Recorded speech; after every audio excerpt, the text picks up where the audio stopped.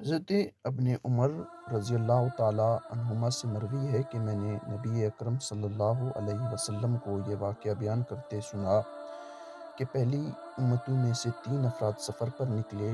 بارش کی وجہ سے ایک پہاڑ کی غار میں انہوں نے پناہ لی۔ اچانک پہاڑ کی ایک بڑی چٹان اس غار کے منہ پر گر پڑی، جس سے غار کا منہ بند ہو گیا۔ انہوں نے محسوس کیا اب یہاں سے نکلنے کی ایک ہی صورت ہے کہ اپنے کسی نیک عمل کو وسیلہ بنا کر اللہ تعالیٰ کے حضور دعا کریں۔ ان میں سے ایک نے اللہ تعالیٰ کی بارگاہ میں عرض کرتے ہوئے کہا، میرے والدین بوڑھے تھے، ہر شام میں اپنے بچے اور بیوی سے پہلے ان کی خدمت میں دودھ پیش کیا کرتا تھا۔ ایک دن بکریوں کے لیے درخت کی تلاش میں دور نکل گیا، حتیٰ کہ جب میں شام کو واپس آیا تو وہ دونوں سو چکے تھے۔ میں ان کا حصہ کا دودھ لے کر حاضر ہوا تو وہ سوئے ہوئے تھے۔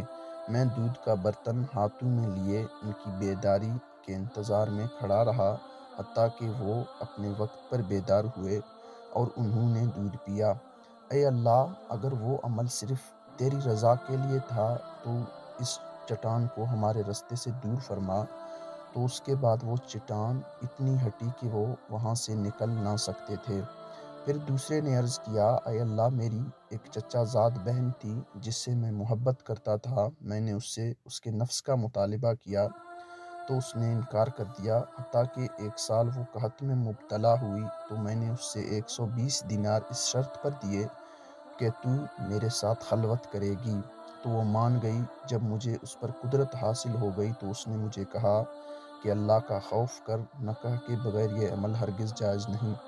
تو میں نے اس کو گناہ عظیم سمجھ کر چھوڑ دیا، حالانکہ وہ مجھے تمام لوگوں سے محبوب تھی، اور وہ دینار بھی واپس نہ لیے۔ اے اللہ، اگر یہ عمل تیری رضا کے لیے تھا تو ہمارے رستے سے اس چٹان کو دور فرما۔ اس پر وہ چٹان اور ہٹی، مگر اب بھی نکلنا ممکن نہ تھا۔